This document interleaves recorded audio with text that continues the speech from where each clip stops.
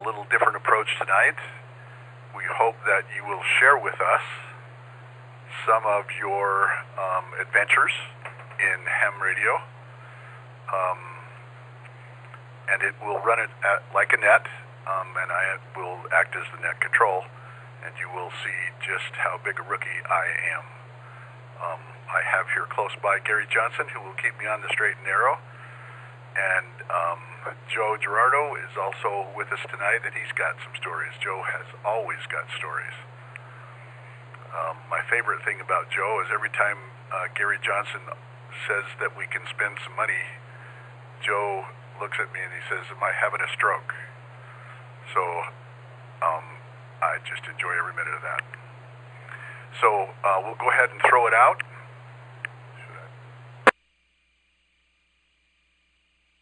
So the first story is right after I'd kind of gotten back into amateur radio. I took my handheld. Somebody wanted to see with a bunch of Cub Scouts what amateur radio was all about. And I had downloaded a bunch of frequencies into the radio, and I'm not sure why I picked the frequency that I did, but somehow I ended up on the intertie. And without knowing absolutely anything about what I was doing, I ended up talking to a Cub Master in St. George on that Thursday evening at 7 o'clock.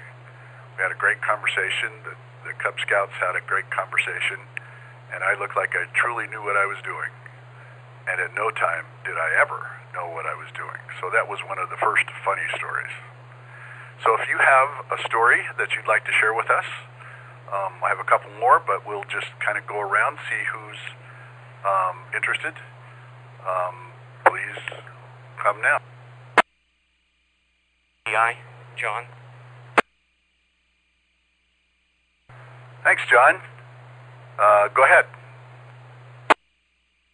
It'll do multi-phases. Hope I don't take the whole net.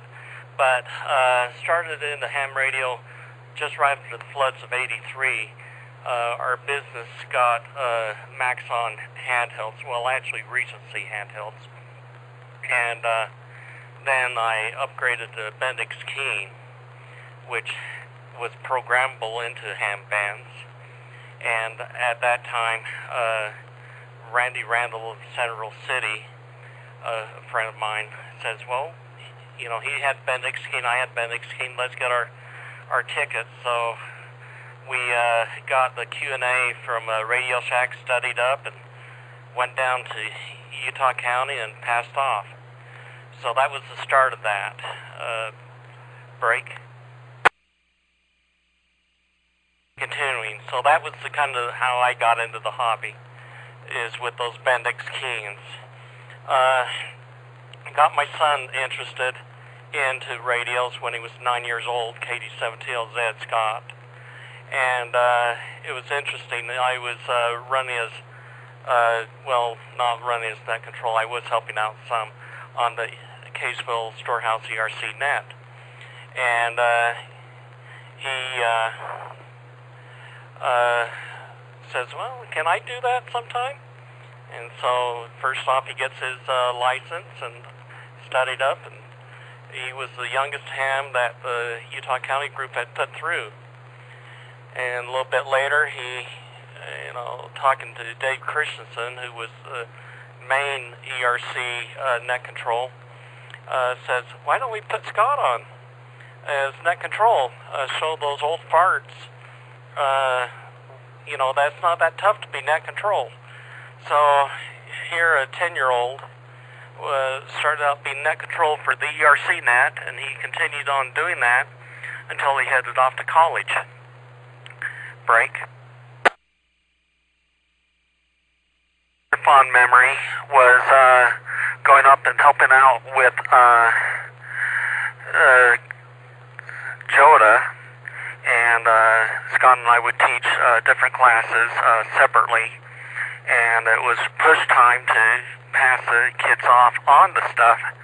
We actually had a scoutmaster, because he was younger than the scouts, saying he's not qualified to teach or to sign off on stuff, and we had to come back and say, He's authorized by the Federal Communications Commission, so yes, he is.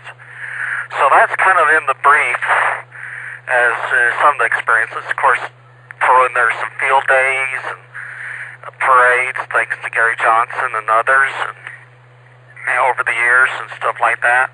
The one favorite parade he had was Layton Parade one year, and I think he was about 13, and he was put over in the antique cars. He's a car fanatic, and Corvette Club specifically was going through, and that was the last entry in his department. And so I asked if the Corvette leader, if he could ride down in the parade in the Corvette, and they said sure. So he rode the parade in the Corvette. He was tickled as ever. So that's kind of short stories. Hope that kind of got the ball rolling. This N7 UPI back to net control.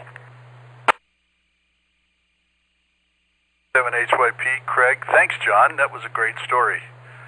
Anybody else? First name and call sign. Oh, and 7JEH. Go next. On that one, I believe Joe was first, so go ahead, Joe, and then we'll take whoever was second.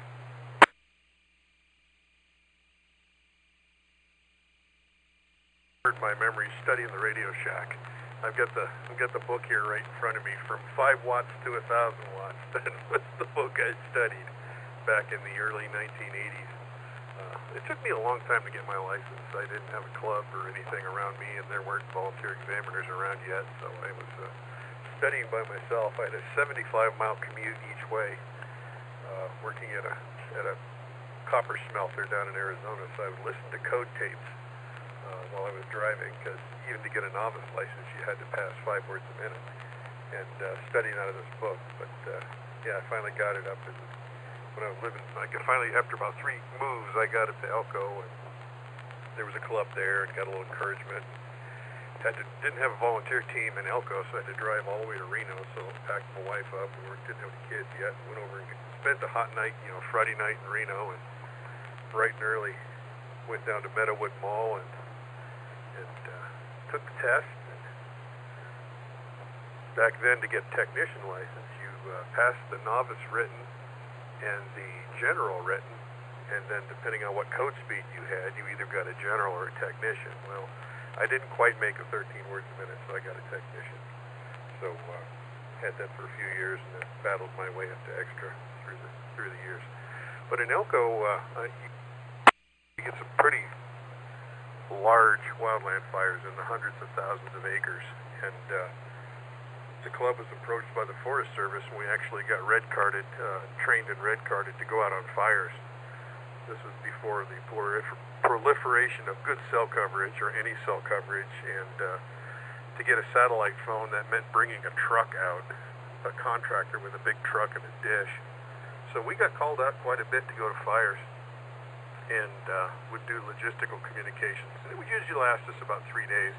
We called it catered camping because there was a couple of camp crews there, prison crews, that would come out, and man, these guys were fantastic cooks. Well, we would run comms, and normally we'd make an order for supplies twice a day, and we had a long list, and to speed things up, we would just go by the line number. You'd say, line number 1, quantity, 2, quantity. And line number 34, the way they made coffee at camp was they take 10 pounds of coffee and they dump it into a pair of pantyhose, tie the pantyhose up, and throw them in a big cauldron of boiling water. That's how they made coffee. So it was very similar to military authentication. One station will send you a letter, and then you have to send them back a corresponding number to authenticate you are who you say you are. And whenever we called expanded dispatch, we'd say, line 34, and we give them a quantity, 2. And their automatic response was always color. And our response was always nude. That was the little banter we would have with expanded dispatch. But 3 days would usually go by, satellite trucks would come up, and we'd get sent packing. So it was a lot of fun. Got to see a lot of interesting fire camps. Back to you, Craig. This is N7JEH.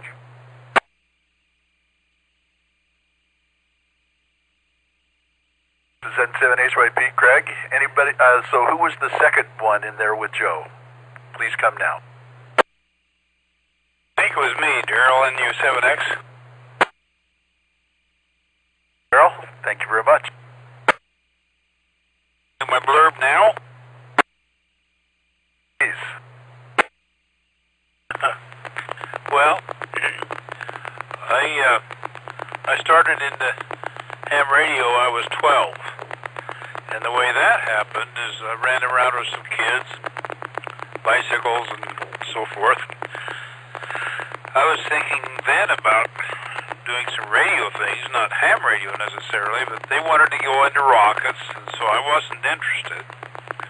Then the local ham club invited us to visit. Well, everybody came, but I'm the only one that stayed. So I had my novice license, I think, at 14, and then going ever since. My mom said I started at 4 years old, and my first word I said was light, so we figured that was why I went the way I did. It determined my career and lots of things.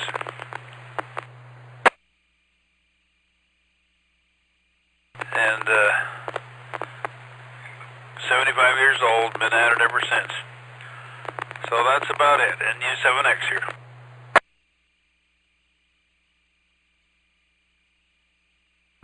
Thanks, Daryl. Any others? First name and call sign, please. Mike, KD7MG. Thanks, Mike. Please go ahead. Well, I've got several. I'll just do a real quick one. Was running Jamboree on the Air at park there in Hooper a number of years back. And I was introducing the boys to IRLP, and we had the Alaskan reflector up and running. The Western reflector was a little too crowded. And making some good contacts with boys over in Australia, and they had a list in front of them of about a dozen questions that they could ask. What's your favorite merit badge? What's your favorite sporting team? And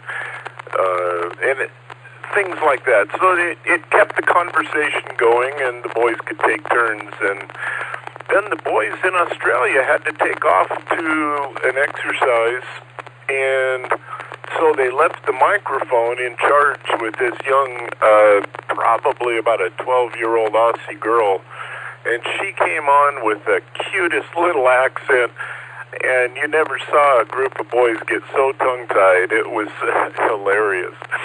KD7MG.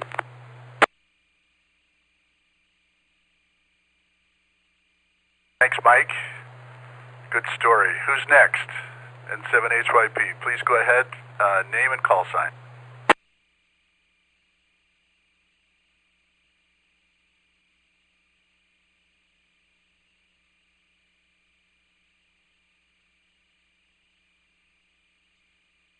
KC7RAF. One out. KD7MG. All you one, and then we'll take Mike, KD7MG. Go ahead, Hall. Mike has a follow-on to his. Let him go first. Negative. Go, Hall.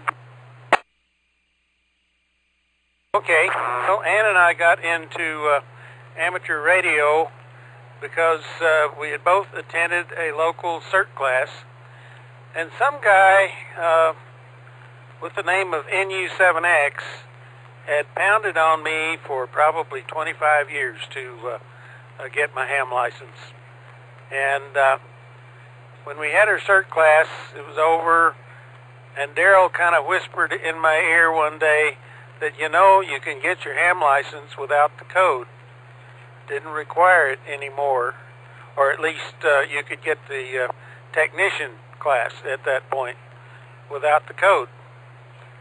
And so, okay, we figured with our with my electronic background and so forth that the two of us could get into amateur radio and maybe help from the cert aspect of instead of having to dig through rubble looking for dead burnt bodies, we could probably help a little bit more by communicating. So that's what got us into it, and I had never realized, even being in electronics for so long, how much fun and so many aspects of amateur radio that I never realized were there, and still learning. And that's what we have, is a license to learn, even with extras. So it never stops. It's KC7RF, back to the group. Thanks, Hall. Mike, go ahead. Just a little experience running net control for days of 47 parade. I get a call. I think it was 500 South. It may have been. Anyway, they said, net control, we got a float on fire. And I responded, had everyone hold their traffic so that we could take care of this, and asked them if everyone was off the float. Is it away from the crowd? Is everyone safe? And then released the mic, and there was a long pause, and it's like, oh, I guess it's steam. It just overheated. It wasn't a float at all. It was a Model A or a Model T, one of those that just couldn't go fast enough to keep the radiator cool, and it's typical for those things to overheat in parades. Anyway, kind of got the adrenaline going. KD7MG. Thanks, Mike. A lot of color there. Who else would be willing to share how they got into ham radio or a funny story about ham radio? And 7HYP. K7LAC? Got two, but I heard K7OAC? LAC. Lisa, please go ahead. Mine, when I got in, the first time I got involved or heard about ham radio in any real context was from my father about 5 years ago. And he talked about it. He was showing off his toys, and I was going, oh yeah, that's nice. And I really didn't give it a second thought. And then a couple of years later, I was with my dad, and it was a year I contacted my dad and told him, I said, you need to come see your sister. His sister had Lou Gehrig's disease, and the last time I had talked to her prior to this phone call, it sounded like she was giving up on life. And since my dad and her were really close, I didn't want my dad not to come that summer to see her, because it did end up being the last time they ever saw each other in person. And as we were doing different, I call them honey-do list items. My aunt would save them. She was single, save them for my dad when he would come. And when he came, that's the second time, again, he had his ham radio, and he talked about it, and showed me the fancy stuff, and I felt an urgency that time. And so those of you who know my friend Terry, we started talking, and I said, I need to get my ham radio license, and I don't know why. You want to get it with me? And her brother was pushing her to get hers. So we opted to go get it. And we went for it. It was very interesting. I found out Terry has a photographic memory. I was having a very bad summer trying to breathe. So as I worked to get my license, I was working really hard, and she studied the questions the night before. I didn't start passing practice tests until the day before I took the test. And we both took the tests. We even were doing practice tests in the car on our drive up. we both got our license. And that was really exciting for me. And then, as most of you know, I got to go twice to Newington, Connecticut.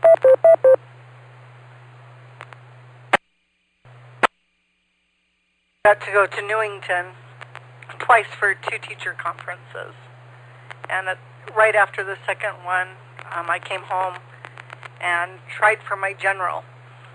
And in October, I got my general, or end of September, I got my general. It was honestly the last thing my father ever saw me do. And he just beamed.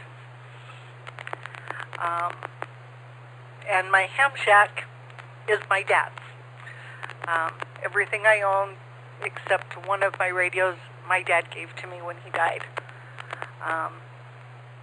So it's my legacy is I hope to do some of the good that my dad tried to do with ham radio.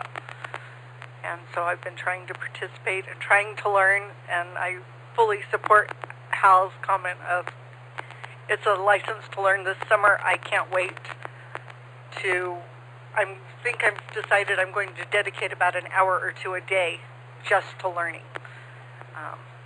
And learning more about it, learning the craft better, learning how to do more on my own.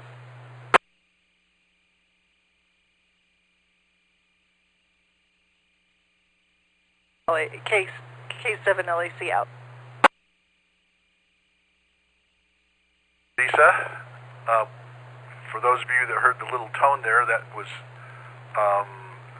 the repeater timing out. So if you've got a long story going, just let up on the push to talk and give it a second and then continue on. Great story, Lisa. By the way, there is hope for field day this year. Don't want to say that too loud, but we'll see. Was there someone else out there that had a story? 7P, I'll make it short and quick, but I have a good story. I think I missed your call sign. What's your call sign? November, Mike, 7 Papa.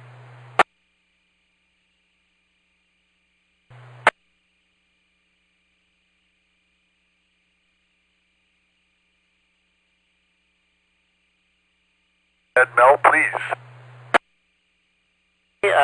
I'll tell you a story how I got my novice license. First, I was introduced to ham radio back in the early 60s when my dad would drag me to the Bountiful Amateur Radio Club meetings that were held where the Bountiful City Hall is right now. And the city had given the hams an old building at the side of the City Hall. And I remember seeing John Mabee and Fred Park and my dad run the meetings. They'd each take a turn each year being president. And they tried to convince me to get my ham radio license, but because my dad wanted me to get it, I wasn't going to do what my dad said. So 20 years later, I was in a position where I was at a military installation, and my neighbor wanted to know why I wasn't a ham radio operator because I worked in Air Force communications. The reason I gave was I can't learn the code, it's too hard, I would never make it. So he said, practice code for 30 days using whatever code program you can, which I did. And at that time, you could go and take your license test at the home of any 2 general class operators. So I went next door to my neighbors, and they sat me down, and he started sending me code, and I said, that's not the code I learned. So he said, okay. He put on a tape from ARL. That didn't work either. Then he tried something else, and that didn't work. And he said, well, what did you use?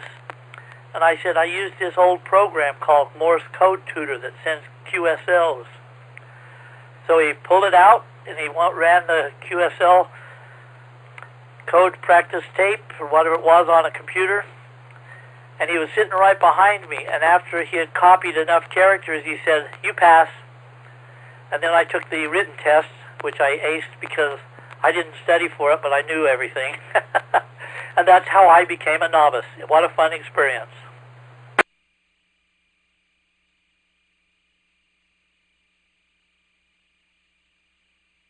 Thank you, Mel.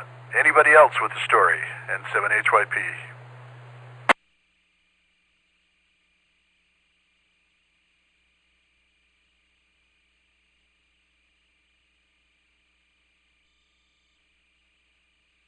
D7QF, Gerald. WYW, Jason.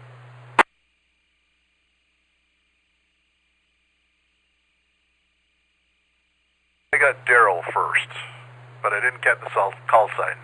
Go ahead, Daryl. Gerald, Alpha Delta 7, Quebec Foxtrot.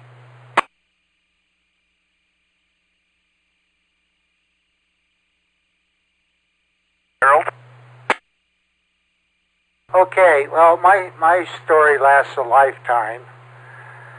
My father was in electronics, and he, did very interesting work. But there's two dark sides to that. One, even though he was into it and I was surrounded by it, I just never really got the hankering to do it. It was not the direction I wanted to take my life. And the other one was that he was, after having been at Edwards Air Force Base and the Nevada test site, he was scheduled to go to Eniwetok. And with air quotes, vaccination took him down for the next 50 years. So life happened, moving on. And in junior high school, a friend of mine had a novice brain license, so I went over to see his setup and whatnot. And I was really fascinated because he had this coil of wire around a light bulb that he would put on his radio in order to tune it up. Oh, that's interesting, but still no big interest to get into it. Continuing on, I eventually discovered computers. Actually, I had computer experience in college in the 60s, but then the 70s rolled around and the microcomputer came out, and I got one of those break. And I found out two things, and the most important one was I could hook a computer up to a radio. And at that time, Packet was still strong, and really enjoyed that after getting my license. And so that's what drove me to finally get my license, is the fact that I could hook my computer up to it, which, as some of you know, I eat those for breakfast. And I've had fun doing that ever since. And then, of course, the natural progression until I reached the state that I'm at now. So that's in the short Reader's Digest version of my life history into amateur radio, 87QF. Harold, 87QF. I think there was somebody that doubled with you. If you're still there, come on. This is KE7WYW, Jason.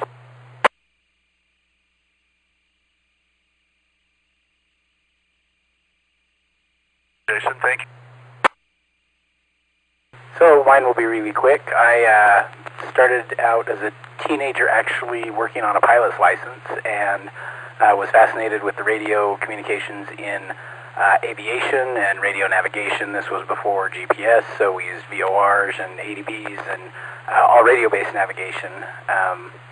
As I got older, got married, had kids, flying got to be more and more difficult from a cost and time perspective, and ham radio became the way to kind of hang on to the communication part and the radio part that I loved from that, and have been doing it ever since. KE7WIW out.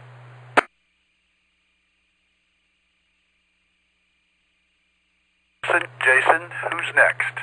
N7HYP. Brent, AC78.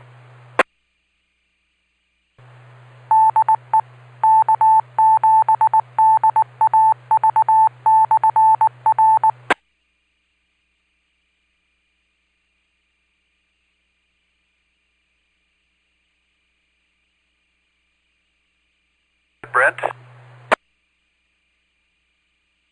Okay, well, mine may be a little longer, but it's sure a lot different than everybody else's. As a youth, in scouting, several of us decided we wanted to learn, do some of the merit badges and stuff, and somebody suggested radio, and we had a scoutmaster that was willing to work with us. We messed with it for after school about twice a week for days and days and days, and we went up to a guy in North Ogden, and he was a ham, and took the test for the merit badge, and we passed it, but none of us really knew it well. It was interesting, but we played with the signal flags and all. Then I went into the military, in the Navy, and when we took exams, I may have unkeyed there, so in the military, when we took the exams to see what craft or job description we were going to end up in, some of the testing we did a lot of aptitude tests and everything, but we did some Morse code testing. They just give us 3 letters, so anybody that didn't know the code, all you had to do was learn these 3 letters, and they just kept going over and over with them, and then they finally just sped up the speed a little bit, and if you had any kind of aptitude towards that, you'd passed. Well, with the little experience I'd had with learning it as a scout, why, I guess I aced it, and I didn't have any choice where they was going to send me. Reset.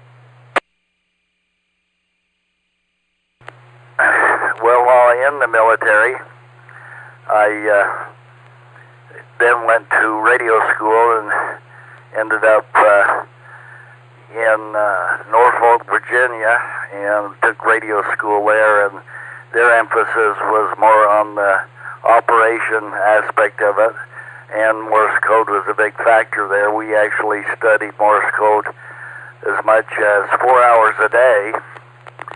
In an 8-hour day, we did other technical things other than that, the other 4 hours a day. And some of the people came over from the local, still military base there, but they were amateurs and wanted people to come and do a message or that sort of thing, and I didn't. I had a desire, but by the time you spend 8 hours a day with this, why you were kind of bored with, or overworked or overbrain strained or whatever, to do much of that, so I didn't. And then, let me reset again. So, while in the Navy, on board ship, we had plenty of experience with using the Morse code in those days. This was back in the 1950s. So, tail end of my 59 through 63 was the time I was in. And I wished we did some commercial phone patches on the ship for people on shore. It was through the commercial system, and I thought, gee, I wish I had my ham license. That would surely be neat to be able to do this while on board ship and having access to all this neat equipment and such. But I didn't, so anyway, I came home. In those days, we had to take the amateur exams from the FCC, and my first exam, this was a total different experience, and when you took the exams from the FCC, they took you into a room and everybody sat around the desk. This was at the old National Guard Armory in Salt Lake.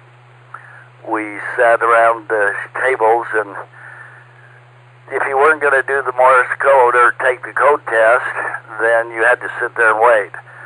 And they started out doing the extra class, and then the general, and then as far as, no, it was 20 words a minute, and then 13, and then 5. Well, I was capable of doing the 20 words a minute, but I'd learned it with a typewriter, and to do it with a pencil was a little bit of a strain. Let me reset one more time.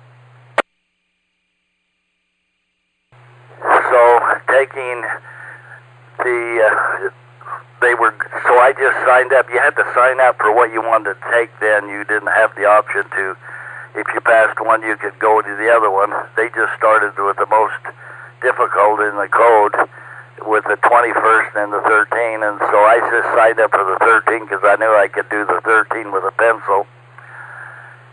So anyway, while they were testing, they were doing the 20 words a minute. We were instructed just to sit there and wait. Well, I took a scrap of paper out of my pocket and started copying, seeing how well I could do the 20 words a minute. Well, within about a minute into the code test, this FCC guy came down and grabbed a scrap of paper out from under me and said, "You're disqualified." So my first amateur radio test, I almost got thrown out.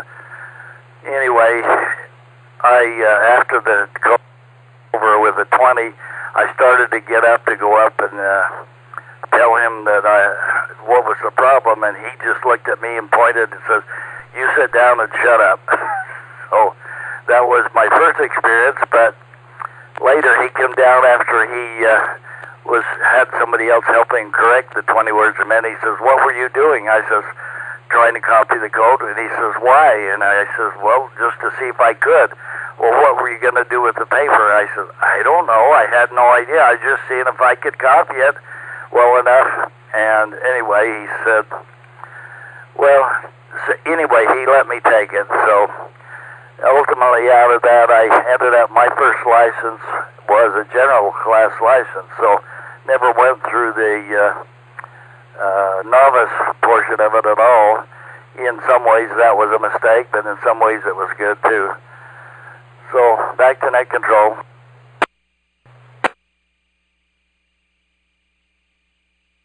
Sorry, Mel. I'm sorry. Brent, great story. Knew you wouldn't disappoint. Thanks very much. Anybody else with the story at 7HYP?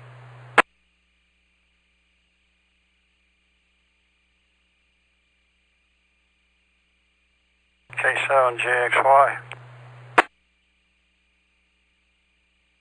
GXY, go ahead. Story, but it's not related to ham radio, even though I was a ham at the time. I had a friend of mine that was a dispatcher for the Davis County Sheriff's Office, and one night he got a call from a car that Farmington, 255, and he answered back, and he says, "Well, I'm going to be going 10-8. I'm going to go out for a little while at such and such a place." And my buddy said, "Hey, that's nowhere here in Utah." And back in those days, they were just below the 6-meter band. Come to find out, it was a guy from Farmington, New Mexico.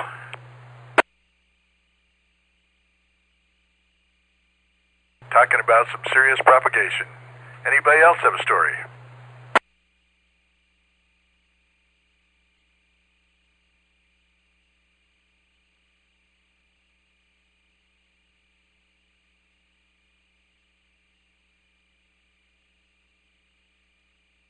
One more. This may indicate kind of a pattern to you. I was a scoutmaster, and we were going to Kings Peak, and I paid way too much for a great big Kenwood brick that I carried to the top of Kings Peak, hoping that I could, and I mentioned to a couple people that I was going, and got up there on top, turned on the radio, and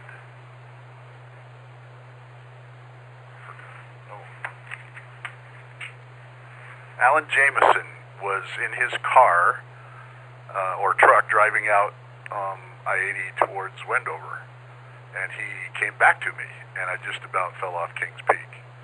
And then he said, "Let's turn off the repeater and let's just do it handheld to handheld, simplex." And we could talk to each other, and it was an amazing experience. And once again, all the scouts thought I was Mr. Radio guy, and it was probably more amazing to me than to them. But a great experience. From then on, I was hooked, totally hooked. N70HYP. We'll open it up for a couple more minutes see if there's anybody else with a story. 7DND. Go ahead, Gary, N7DND, please go ahead.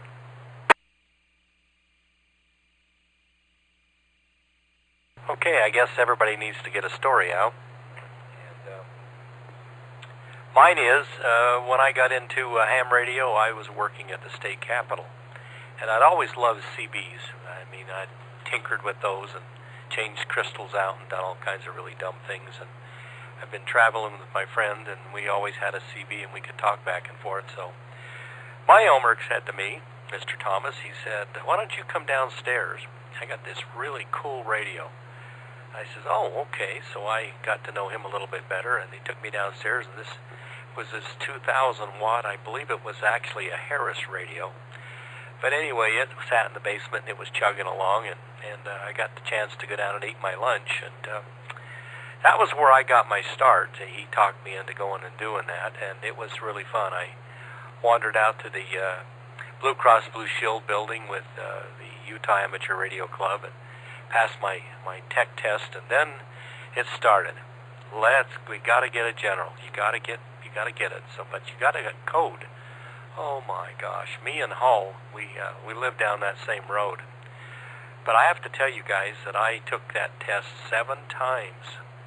I can't tell you how often I came home from Salt Lake City and was not a happy guy.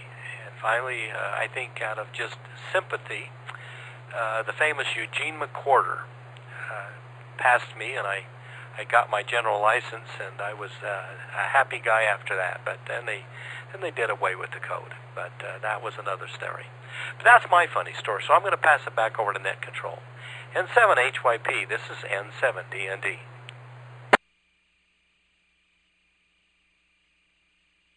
Great story. It's great to have examiners who have some sympathy. Any other stories, funny or beginning in ham radio? This is Garth in KG7BKP.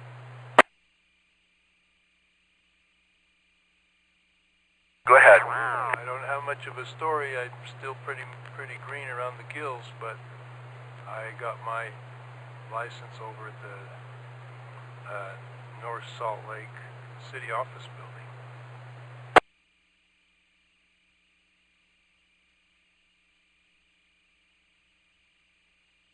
Does anybody receive?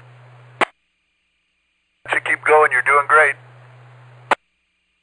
It's been a few years ago, but I was mostly interested in getting that to be active in the CERT program here in our local neighborhood.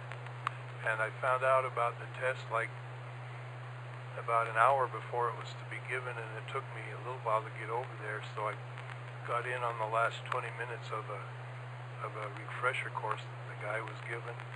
And then they said, well, you might as well go ahead and take the test and see how you do, and I took it and passed it. And I had also learned my Morse code a few years before when I was in Norway. I talked to a lady who was living there during the years when the Germans occupied Norway in the 30s, before and during World War II. Told stories about how when there was a ship that came up the coast every day, one went up and the other went down, and they would communicate with each other using flashlights and Morse code. And I'd tried to learn Morse code many times in the past as a scout and so forth. Never really, I learned it good enough to pass the merit badge, but then I'd forget it again. But I figured, man, if this woman, she was 93 years old, if she can learn the Morse code, I can too. And I learned it, and I still know it, but they don't know how to, haven't actually sent and received on a key. That's something I'd like to do. I only know the dits and the dots, but that's my story. KG7BKP. Cool story, thank you very much. Anyone else have a story? 7J, it's Joe. Joe? Once again in Elko, we were doing an exam session. We used to at the county library there back in the days of doing code tests. and they were always great fun because the librarians would get upset with us when we had the tapes on too loud. But we had one of our candidates drove up from Eureka, Nevada, which is hour and a half, 2-hour drive, depending on weather conditions. This young lady wouldn't tell us her age. She must have been in her mid-90s if she was a day. Sweet little thing. But she was a radio operator for a federal agency that predated the FAA. It was the CAA, the Civilian Aircraft Administration. And she was a radio operator for them back in the 30s and 40s, I think. And she wanted to, I think she had a general license, but she wanted to upgrade to extra. So we had to give her the 20 words a minute code. She was quite a character.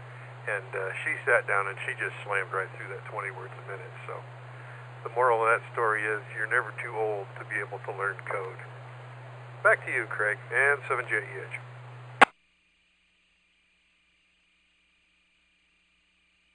Joe, another good story. I'm guessing there's somebody out there that is suffering from mic fright like I do, but has a good story. Now would be the time to come.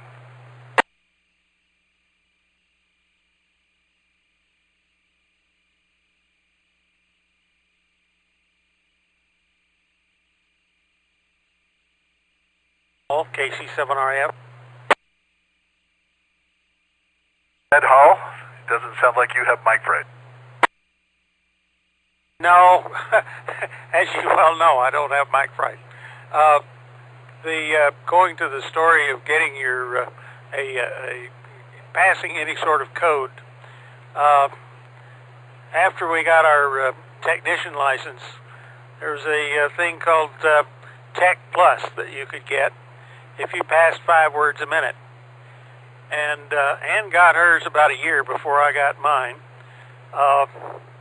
But at that particular time, when in the testing, if you had your technician license, you could sit down and during a test session, you could take the code test at no cost as many times as they would put up with you taking it.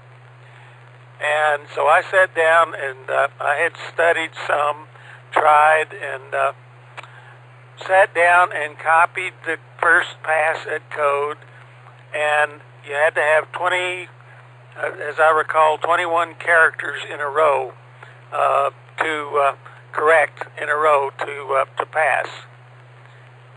And I got 20 on that first pass. But there was a 5-word or 5 question test that you could take at the end of that to test how well you copied the code.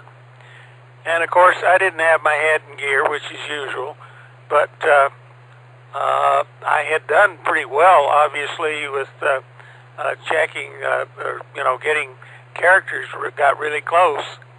But I really didn't have the head in gear and did miserably on the 5 question test. It was multiple choice. And second one, I did worse on the code copy and a little better on the questions. The third time, it was abysmal copy, and I think I got 5 out of 5 of the questions at the end, and so that allowed me to pass. And Brent Thomas, AC7H, looked at me, shook his head, and said, "How in the world did you do that?" To this day, I still don't know, and I don't do code yet. This is KC7RF, back to the group.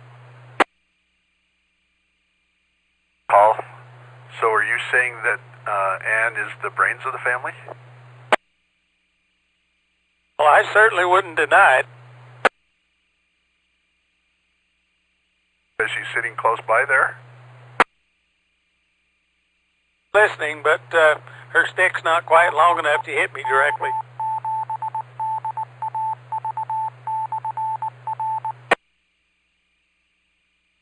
Thanks, Hall. That was a great story, and thanks for not hitting him too hard. And Anybody else?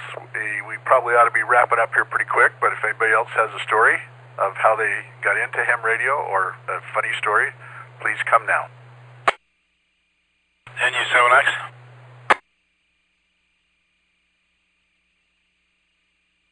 Next, go ahead. Thank you. Oh, excuse me. When I went to take my 20 words a minute code, I didn't go there to take it. I was there as an examiner for the technician in Blow. They called out the 20 word a minute test, and I got up, took it, and like Hall, I didn't get much copied. But then they had that same test. It was 5, I think it was, well, anyway. And I passed that. I don't know how, because what I'd written down didn't make much sense, but I passed it. Then I turned around, they give me the, and I flunked that. But that was a pretty big step, the code. NU7X.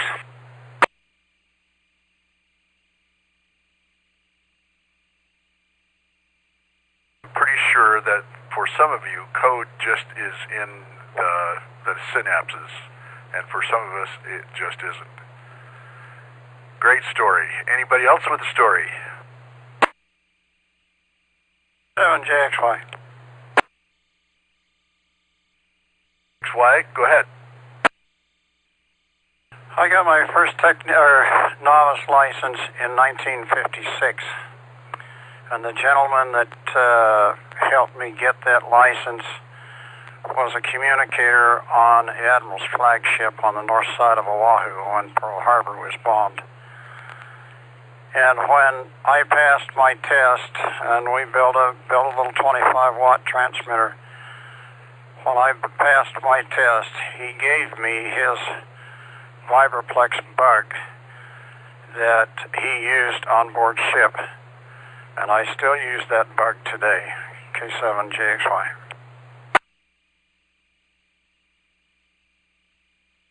That's a great story. Any other great stories? N7HYP.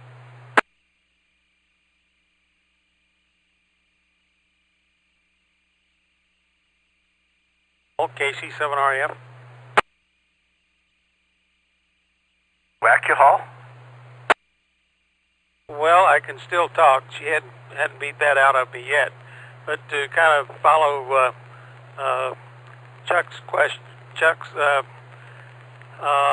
little story there of the Navy. At Weber State, it was in the electronics program for electronic engineering technology, and I had an instructor, name of Grant Horsley, who taught a lot of the practical stuff as well as a lot of the lab classes.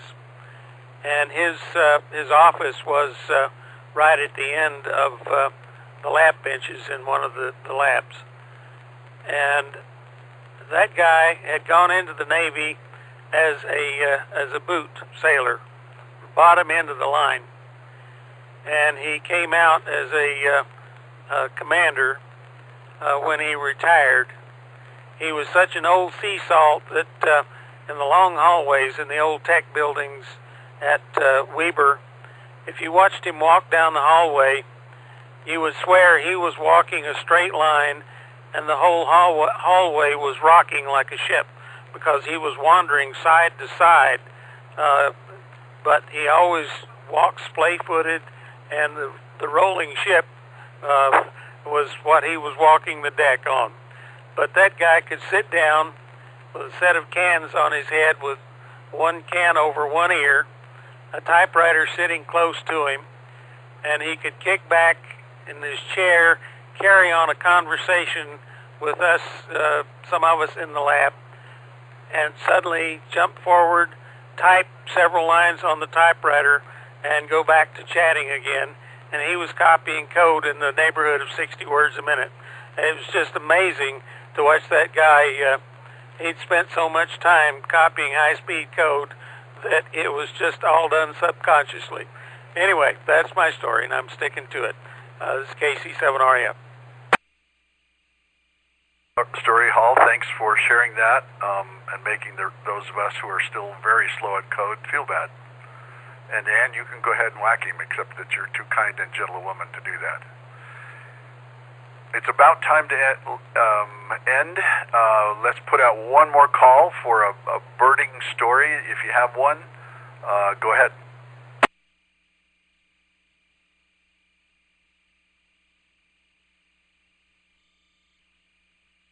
Q7X.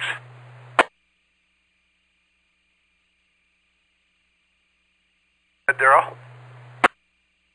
I shouldn't do this, but I will. Paul mentioned that I'd beat on him for quite a while for this ham stuff. One day he comes to me and says, "Hey, guess what? I bought me a brand new CD." Boy, my face sure fell.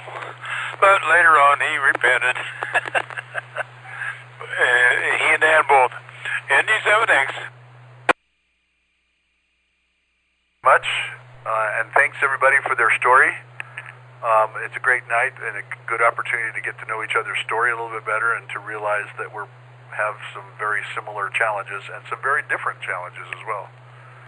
Thank you very much. We'll have this TechNet in 2 weeks. Please join us then. Watch your email for the subject. And I think we'll call it a net for tonight. This is N7HYP with the Davis County Amateur Radio TechNet. Thank you very much.